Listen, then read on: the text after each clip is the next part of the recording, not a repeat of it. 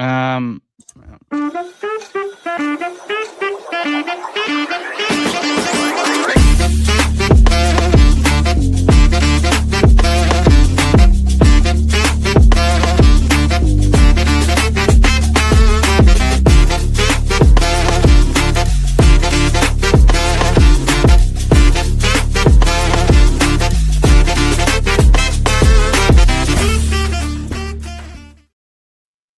What's going on, and really, holy smokes, I can't even talk English. I'm gone for a day and I can't even speak.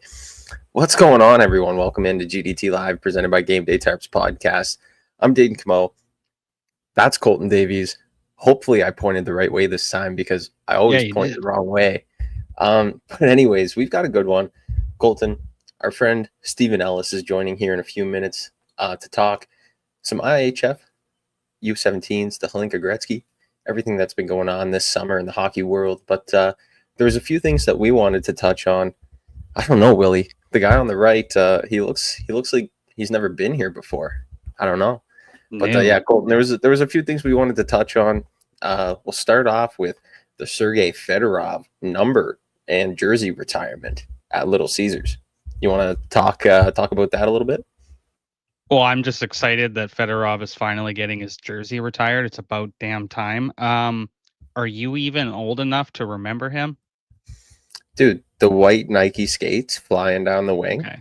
I might not have been old enough to like see him play that much on the TV, but like I'm a 2001 kid. I knew who he was growing up, so it's pretty cool. That's what counts. That's what counts. There were some people in the comments who were like, "Who?" And I was like, "Excuse me?" Did you see the social media posts that the Red Wings put out? Like the little video that they made, that was pretty cool. The old hot rod flying down the streets of Detroit, that with the radio playing and all the sound ups of like people talking about Fedorov. That was sweet. Yeah, they did a good job. Yeah, I mean, obviously, about time. He's a pretty respected player in the organization. He was the first Red Wing to score 5 goals in a game. That's pretty cool. That is. Yeah, I mean, he deserves it. So, I mean, awesome to see him get his jersey retired finally. How about those fights at the St. John Sea Dogs camp yesterday that kind of went on the internet? Yeah, I mean, I liked it. Jamie Tozer was the one that I saw posted on X yesterday.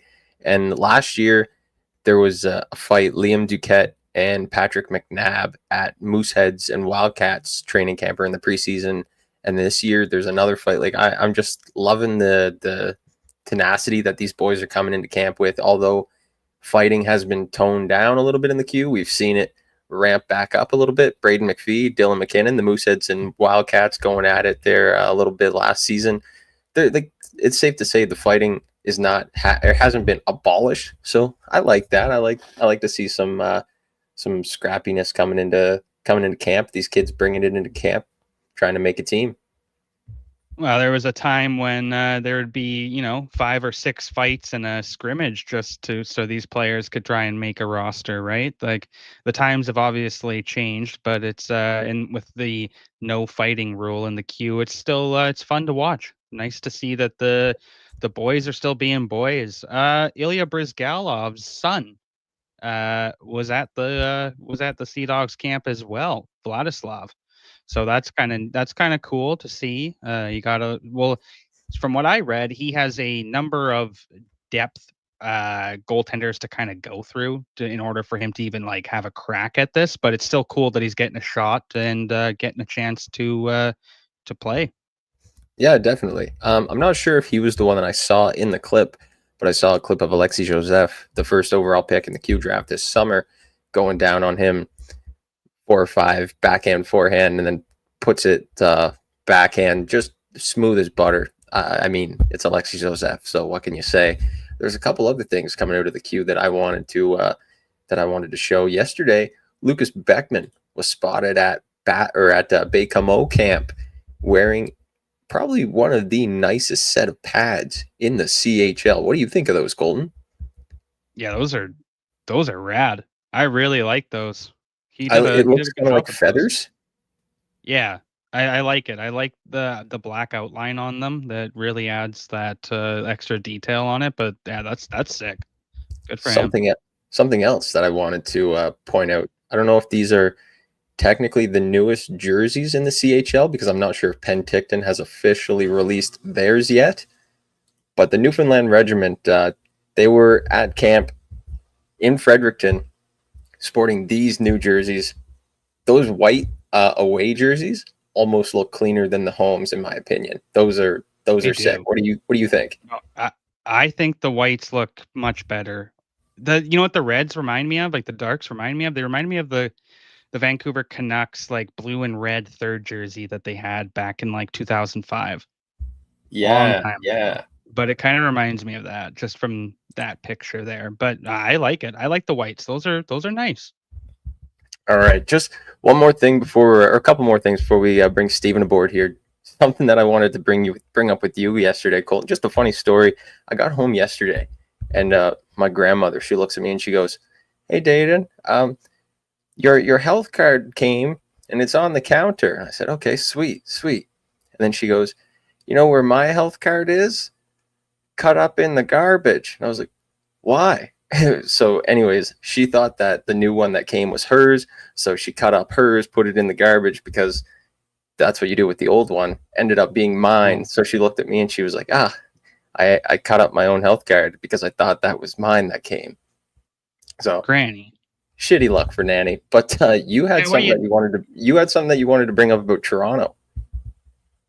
Yeah, well, you know what? I was gonna get mad about the strike and about them being on strike because it was gonna throw an absolute wrench into my flight. But a couple hours ago, they agreed on a deal, and the Air Canada flight attendants are going back to work. So that's cool. But I'm headed to Toronto on Monday. So next Monday there won't be a show, I don't think, unless Dayton's going to solo it. But I do believe Dayton is also busy. So I do work next Monday. Monday, headed to Toronto for a few days. I'm going to be doing the show from there, though, of course. But I almost wasn't able to go if these flight attendants and the union didn't come to some sort of agreement there. But we got Stephen Ellis waiting for us backstage. Why don't we bring Stephen aboard? Sounds good. First things before we bring Steven on, quick ad read for Quench Hydration. Fuel your grind with Quench Hydration, zero sugar, bold flavor, and real results. Get 15% off your first order at quenchhydration.ca with code GameDay Tarps Podcast.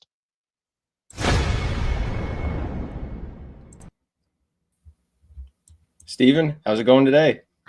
I'm good. Actually, the strikes with the airline kind of screwed my ball hockey team up last night, where we missed our best player in our semifinal game. So we also missed two other guys. It was a disaster. But we the best part was there's one guy who scored like 50,000 goals this season, and I'm the first goalie to shut him out all season. So hell yeah. There we go.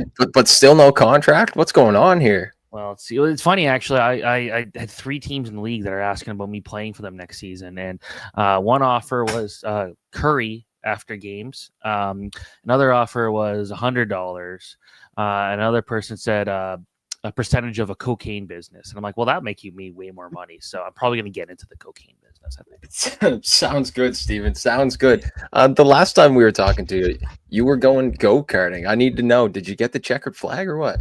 So not that race, but since then I've come second, and third. So I'm doing pretty well in the points. And the issue is my dad. He's in my division, and he's been faster than me in the last two races, but he keeps spinning out. So if we can avoid that, we're going to do really well in the points together. Sounds good. So look out for Stephen Ellis at the next Grand Prix near you. Yeah, well, here, one sec. I got my steering wheel all ready to go. I can race anytime. So. Oh man. God. Well, Steven, that's sick.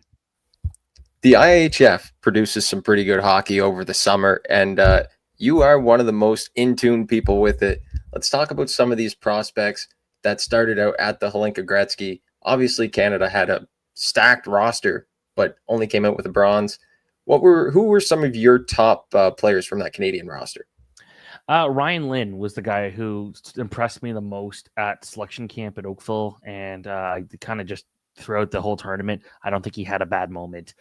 Really liked the Ruck twins, two guys that have been on and off with those two guys, but I felt they brought so much energy. And for as good as Mathis Preston was, I don't think Preston goes out there and gets all the points he did without the Ruck twins by his side. And I don't know why they didn't start the tournament together, given they all played growing up together.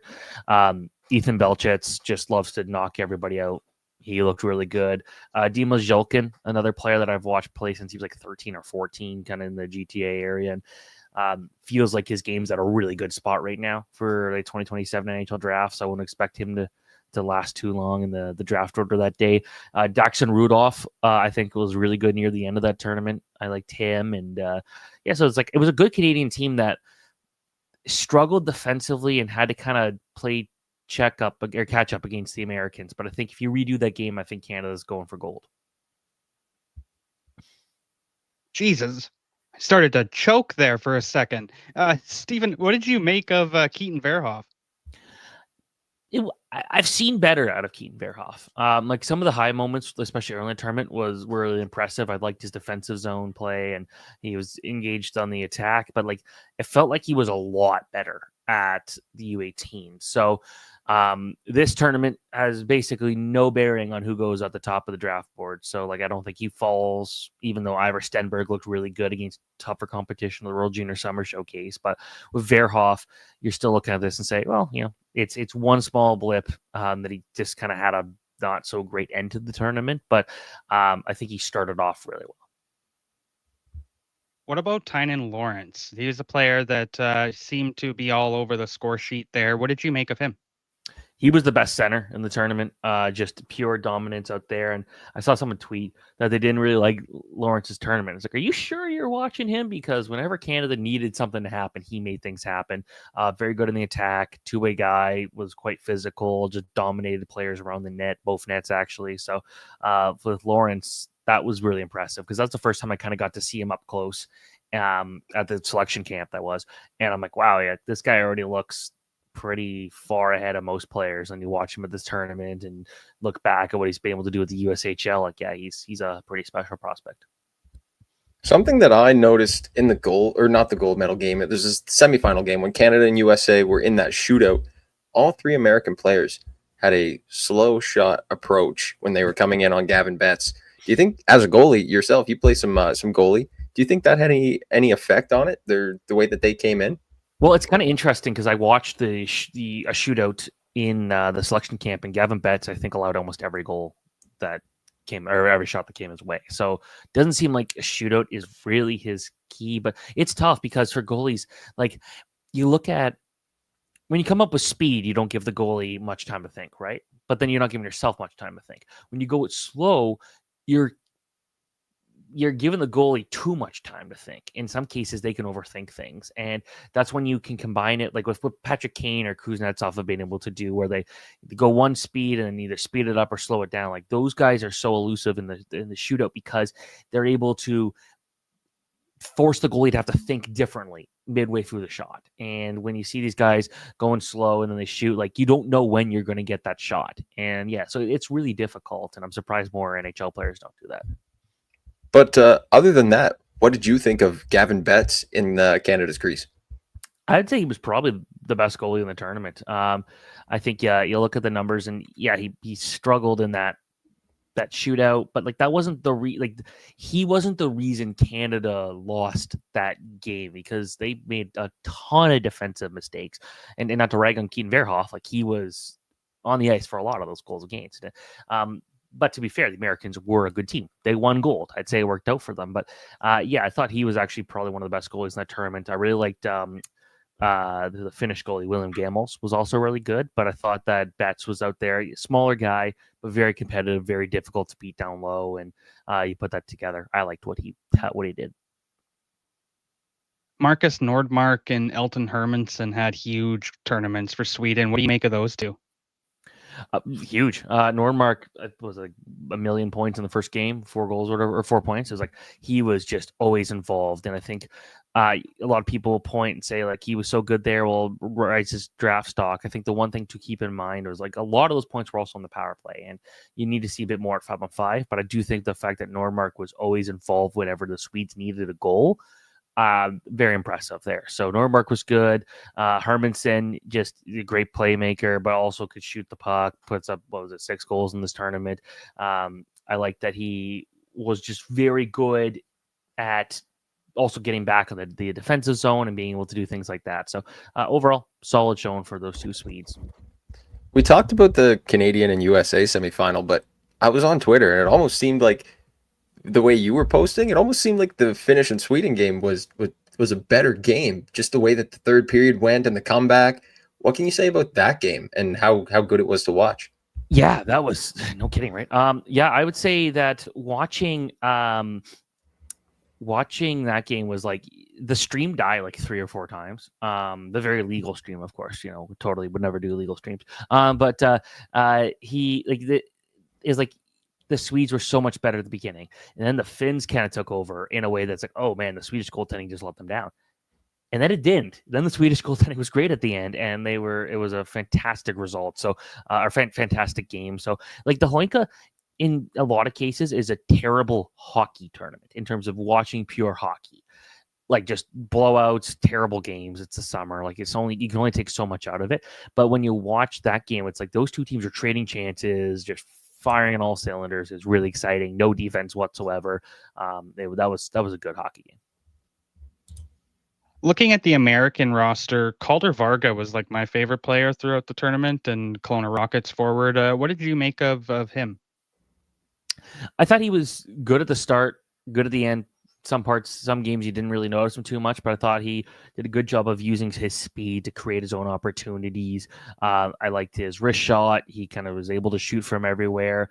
He feels like a player that's going to have like this breakout season, and maybe wasn't as important as I thought he was going to be in the American lineup, but he's defensively responsible, actually was pretty engaged physically. You put that together, like I think overall you're looking and say, yeah, he had a decent tournament.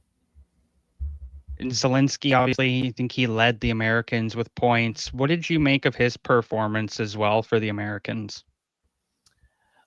Zelensky that was so good. Like that's the thing. The American team was a much harder working team than what you kind of were expecting from the usual for them. And I wasn't expecting them to even get a medal.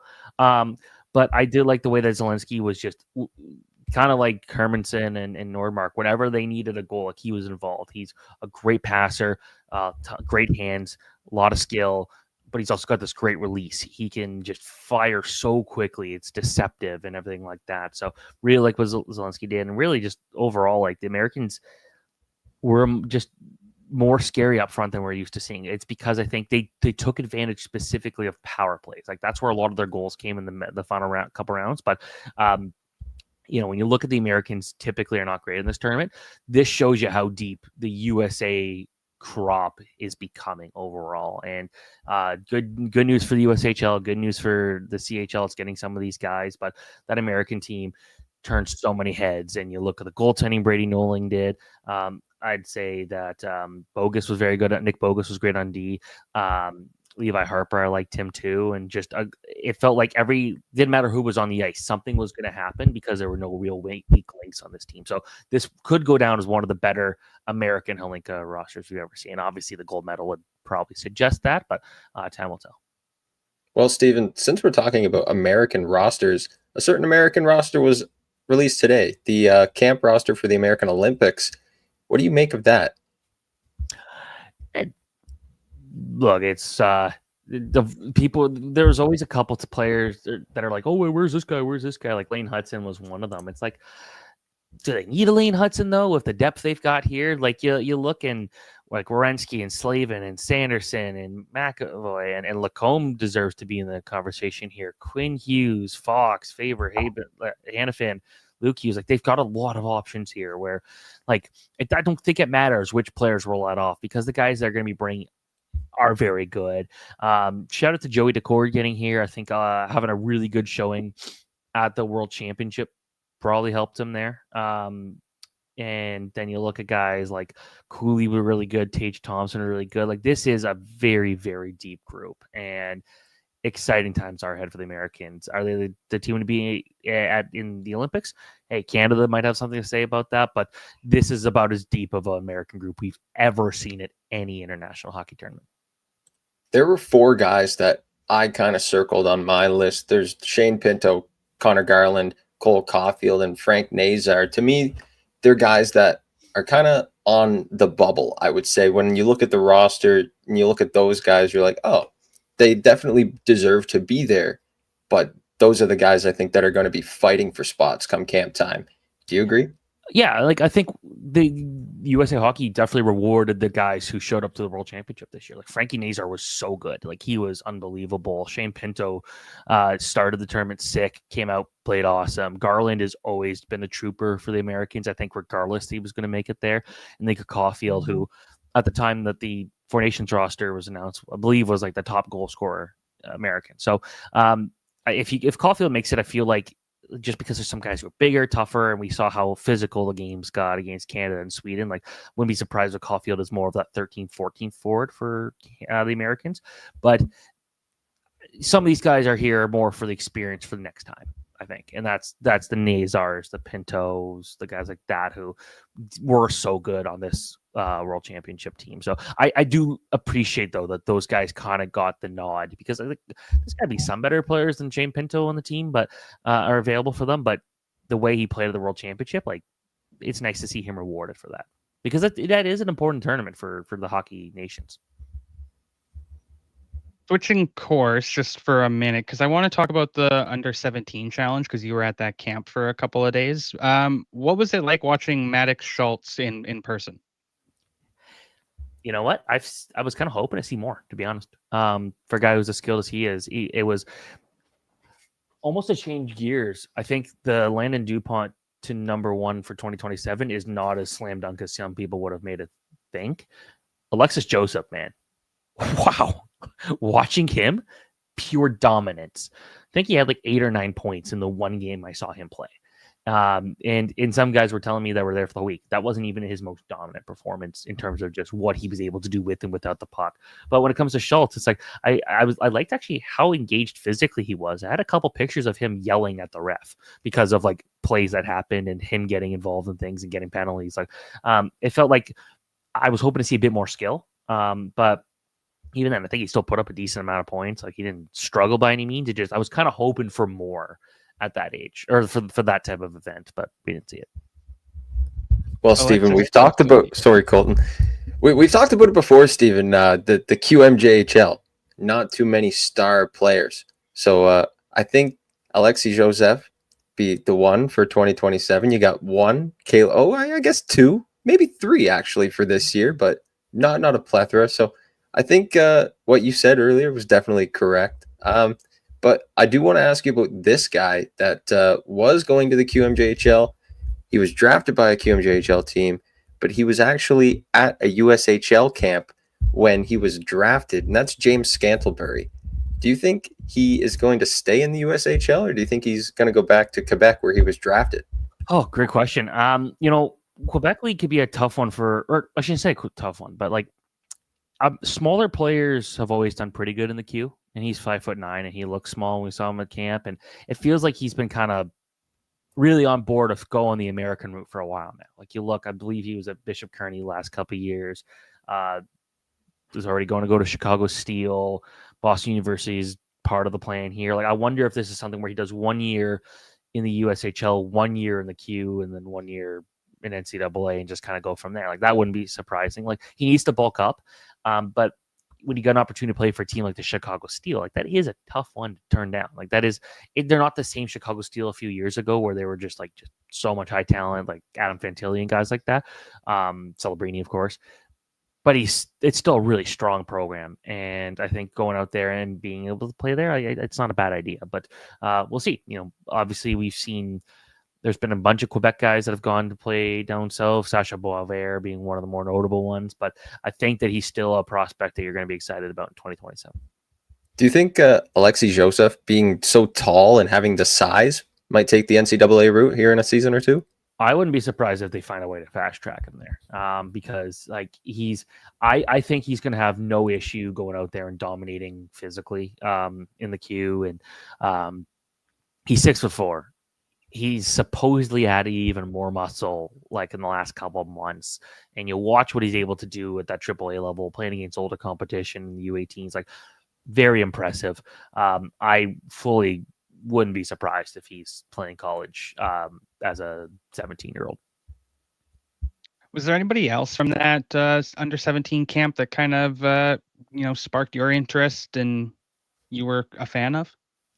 Gee, that was a blur, man. That was like a month ago.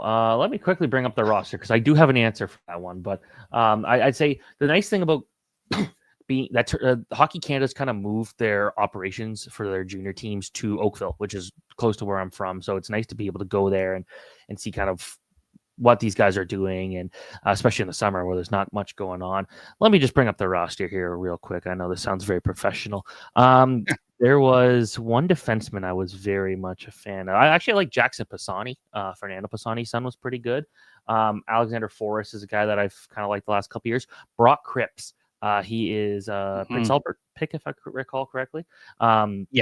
Small guy, but just commands the puck. They're just out there like, you want to take the puck away from me? Good luck. I'm going to continue to hold it. Did a very good job there. I thought Lucas Nutting also had a good one. Flint. I thought he was pretty good. Who else was very impressive? There were points where I was really impressed with. Who's that guy? Oh, I like Cameron Warren, ton of skill. Benjamin Veach, he's going to the Newfoundland in the queue. He was good. Sam Roberts, his dad is Gary Roberts. Kind of crazy to me seeing Gary Roberts' son and Nikolai Kuleman's son playing at the same age group. I'm like, they don't seem to be the same age, right? But anyways, but the other one, Charlie Murata, he's a very interesting prospect. So he's also going to Flint. He fell to 8th or something like that in the draft. He was not He was not the 8th best player. Let's put it that way. He's got a ton of skill to move up higher. I don't know what his NHL ceiling is going to be, but every time watching him play the Don Mills Flyers AAA team last year, he was making something happen, and he was the guy that everyone was trying to circle to beat, and he was going out there and beating them. So, I'd say ton of talent at this tournament. Stephen, one of the players at the Hlinka for Team Canada made a decision yesterday. It was kind of brought to the attention of the media. I think you know what I'm talking about. What do you make of Adam Valentini making the decision to go to the NCAA, and also the Kitchener Rangers release that they put out on social media? I don't buy that they were blindsided by this, because this was a rumor that was coming out months ago. So that he was going to go to college. So this isn't 100% shocking. I think the timing of it is, and I know that's what they took exception with. Hey, that press release said everything. I think they were very clear on their opinion on that one. So that's tough. I think it was Kitchener and University of Michigan have had kind of this back and forth rivalry of taking players from each other, right? It's kind of strange. There was a Christian Humphreys last year, and there was John Gibson stuff many years ago. So kind of a funny rivalry there. But for a smaller player who I've been a little underwhelmed with at the junior level, he was really good last year in the USHL, but not explosive by any means. I feel like he's got to go out there, and I don't think he should be playing college right now. That's just it. I think he needs to go out there and play a big schedule in the OHL, play on a competitive team.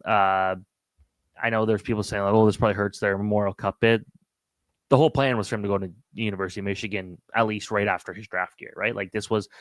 That was never going to be part of the situation there. But maybe it was enough where if he wasn't 100% ready, they could convince him and say, hey, come play the Memorial Cup. Kitchener is not a program you leave because you don't want to play for Kitchener. They got a great fan base, nice arena, some great food in the area. It's a good place to want to play. There's a reason that they've always get really high quality talent, and they're always competitive. I think this is a mistake going to college right away, but we'll see. A lot of people said the same, myself included, said the same thing about Cullen Potter, and Cullen Potter saved his draft stock with the year he had at ASU. Different story, because Valentini's not going to get the ice time that Cullen Potter had at ASU, but we'll see. What do you make of Roger McQueen going to Providence? Because I had a conversation with somebody over the weekend that thinks that it might not work out because it's a low-scoring Providence team, and just the fit with McQueen might not be there. What do you make of that?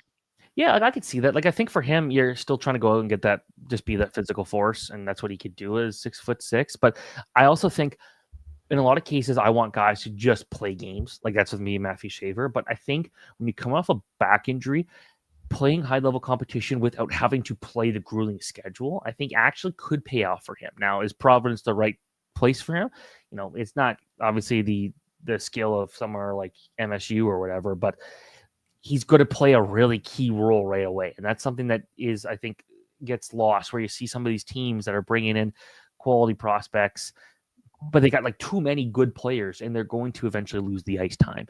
When it comes to this, like a Providence, I think he's going to be able to play a big role very quickly. And I think that's what they're looking for here. And so I kind of actually think that the fact that he's not going to have to play a ton of games could benefit him, kind of like with Caden Lidstrom, where he's still going to play quality competition, better competition most nights, but he's not going to need to play 65 games. So there's pros and cons, but I think he's going to be able to play on a pretty competitive team here. Stephen, we were talking about the Memorial Cup. You brought up the bid for hosting the Memorial Cup. We have to get through Kelowna first, but which OHL arena do you think has the best shot of taking home the host city? Niagara's got a good arena. Kitchener, I think, is the one I would prefer. And then which team has the third bid? I believe it's Kingston and one. What a great host I am. I don't have the fourth city. I think there was only three. Oh. Yeah, if I'm correct. I don't recall a fourth one. But Kingston, the thing about them is they have the advantage of being really close to Quebec, like closer than Kitchener. So it'd be good for the QMJHL. Like you get the fan base. If it's a Quebec-based team that goes to the final in advances, like you got that ability there. But having been to Kitchener and Niagara, like both two solid rinks, I think Kitchener would be the one that would be supported the best. That's my personal opinion because they support everything. It's a big deal there. Any event going to Kitchener, watching the top prospect game a couple of years ago was great. Selfishly, the press box there is terrible. Like, good luck having any space. But I think it would still be something where you're going to get pretty good support out there, and that's where it feels like the best. Niagara, I'm not 100% convinced all the star players that could be available for Niagara next year are going to be there. So we'll have to see. Yeah, I also did just check it. It is 3 teams, so we are both correct. But yeah, I do agree. Kitchener, the odd, most people say it's one of the best arenas in the CHL. So I think that would be the best shot. The food, also the barbecue food there is really good. So like, I don't think people are complaining. Okay. I know I had a roommate who was from Elmira, not far from Kitchener. And he was a big farm guy. He loved to barbecue. So I could see that. Like going there, there's one place, the Lancaster Smokehouse. Like that's like the place like my dad used to go to as a kid. And when I tweeted when I was in Kitchener a couple years, like, what's a good place to check out? The mayor responded, like, go to the Lancaster Smokehouse. Okay, it's awesome. But there was not much parking because it was all taken by horse and buggies. That's cool. That's awesome. So also like one of my favorite farmers markets is in the area there too. So I love that. That's awesome. That's awesome. Hey, Steven, I got one more, maybe 2 more for you. But who are some of the players you're going to keep an eye on in the NCAA this year, other than Gavin McKenna and Keith Vera, of course? Well, it's like, I'm excited to see how Cole Reshny kind of takes his game to another level this year. I know that's a draft prospect, but that's one where I'm looking here and saying, like, is his game going to translate really well? Oh, gee, I don't know if I've done my full research on every single player going up. One name I'm interested, though, is Luka Radivojevich, because he was not he was passed over, and he's kind of struggled in the USHL, which made me wonder, like, is going to college right now the right move? But I think with him, it's kind of an interesting one because he's about as skilled of a young defenseman you're going to find, but he's very physically weak. Is he going to be able to bulk up to a level where he can get himself back on the right draft boards? I would love to see that because he's a really skilled guy. So I'd say keep an eye on him because I was surprised he wasn't drafted. I expected him to go late in the draft and said team just say, hey, like we're going to take a flyer on you because you are smaller. But for him to not get drafted was surprising. I've got one more for you, Stephen. You have a favorite? Okay. Oh, sorry, Colton. You go ahead. You go ahead. Your Wi-Fi Do you have wants a you to go. favorite NCAA jersey? Oh, Michigan, the colors. Give me anything bright yellow. It's awesome. Canisius also has good ones too. They've changed it a few times, but I'd say it's not really like a bad college jersey. Like, give me some color. Always give me some color. Like, do that.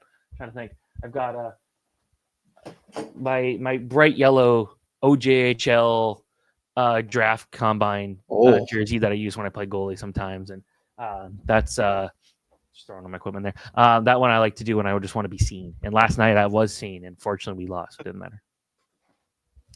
Steven, we usually ask people what their favorite jersey is in the NHL, but since you're a prospect guy, CHL guy, what's your favorite CHL jersey out there? I got to bring up a list because that's a great question. I was just I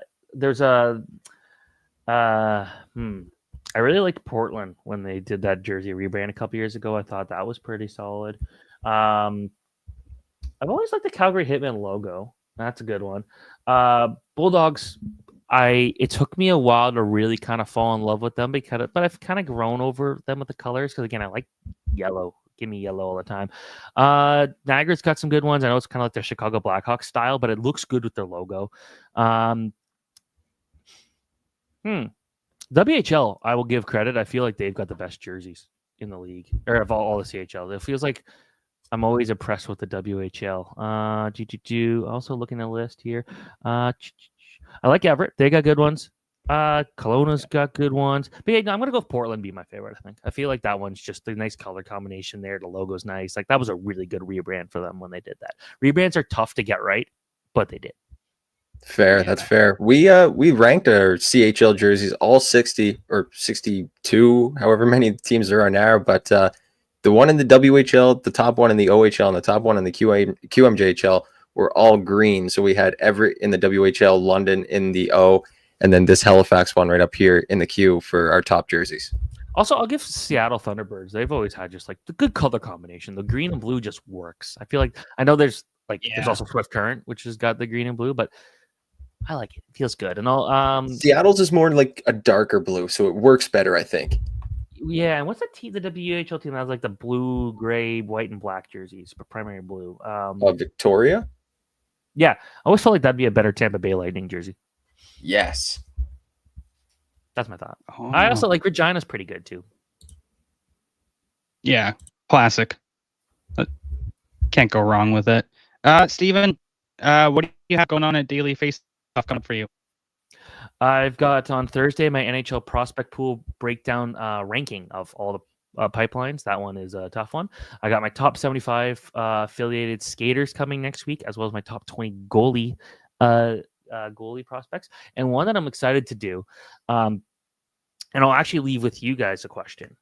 I'm doing a story about the most fun locations we could do an NHL draft at. What would you guys pick? That's a tough one. Because the Sphere was awesome. I want Banff. I don't know where specifically. I just want Banff as a location to do it. But what would be a fun location to do the draft? I'll just say this, just to throw one out there. I might be biased. Peggy's Cove. Okay. Right by the lighthouse. I would be 100% down with that. That was fun when I was there. Yeah, no, that's a good one. I just don't know if they would go to like a non-NHL market area. Yeah, definitely not. Like, what about see, my number one is a cruise ship. Like, let's do this like in the Bahamas, like on a cruise. Imagine the player coming down. Actually, I don't want to spoil my opinions, but just imagine some slides and some players. Let's just say that'd be a lot of fun. Definitely. Oh, that's the best. Yeah, I like that idea. The cruise ship is good. That's good. Or the moon. Steven. Or the Titanic. Let's go on the Titanic and do it. Get these guys in suits where they don't explode, though. Where are you ranked on your top 20 goalie prospects, Steven? Number one. Like, this is like I don't know why teams aren't calling me every 5 minutes. Like, I don't need to play for cocaine in particular, but just give me just let me be the number one. Like Edmonton, you guys want to win the Stanley Cup? It's not working with Stuart Skinner. It will work with me, a guy who has won 0 championships in the last bit. So, but it's okay. I know how to win. Sounds good. I'll clip that up, cut you up a promo, and send it their way. Yeah, perfect. They need to sign me. Well, Stephen, we thank you for hopping on. You're the best, and hope you're the best this summer with everything else you've got going on. Yeah, thanks so much, guys.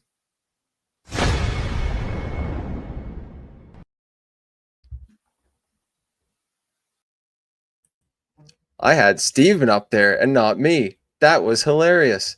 Well, fellas, there was something else that we wanted to talk about. NHL 26, Colton, the Be a Pro deep dive. That came out today. It doesn't look that good. What?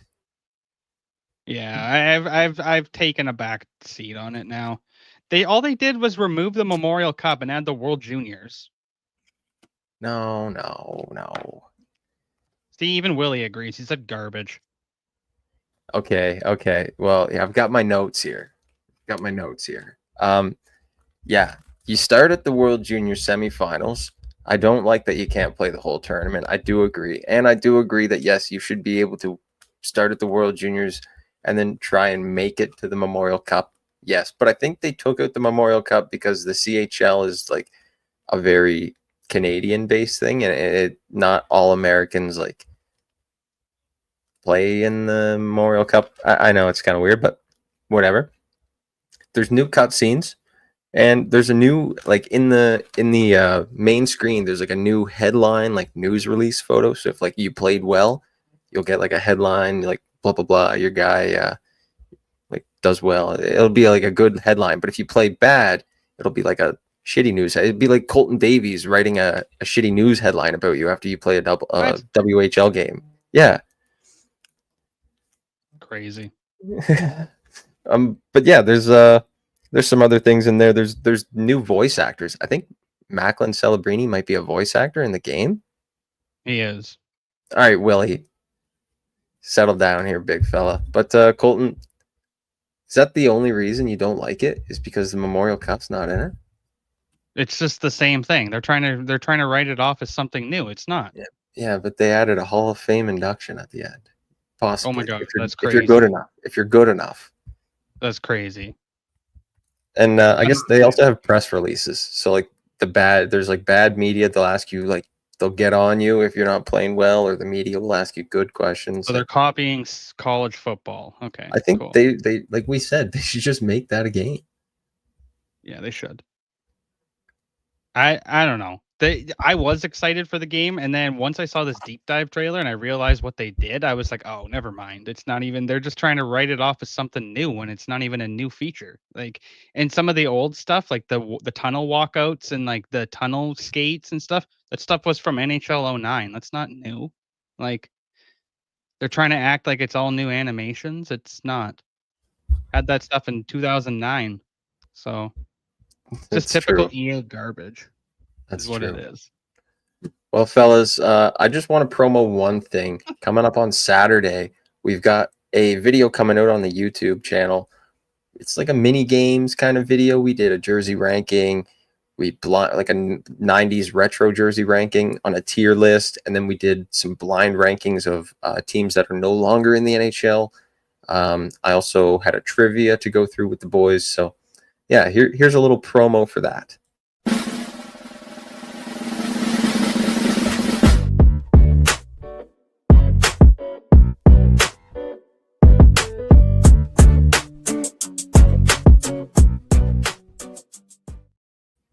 So yeah, fellas, be sure to check out our YouTube channel Saturday, because that's coming out. It's going to be great. We're going to try to do like a little fun thing every Saturday night and have some fun with the episodes.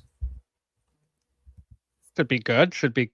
Tomorrow we have Sheena Goldman from The Athletic joining us. And tomorrow, Dayton and I are also interviewing Daxon Rudolph, 2026 top prospect, plays for the Prince Albert Raiders. And that should drop this weekend, as far as I'm aware. So that's kind of what's looking on for tomorrow. Yeah, definitely. Got anything else going for the rest of the day, Colton? No, not at all. No, that sucks. Me either. So, twins. There you go. Well, everyone, we thank you for tuning in to another episode of GDT Live. We'll be right back here, 11 a.m., 2 p.m. Eastern on GDT Live. What's going on, everyone? Thank you for tuning into another video over here on the Game Day Tarps podcast and the Hockey Podcast Network. We've got so much more where this came from, so smash the like button, subscribe, and don't forget to hit the bell, turn the notifications on so you never miss a beat. For myself and the rest of the guys over at Game Day Tarps, we thank you, and we'll see you next time.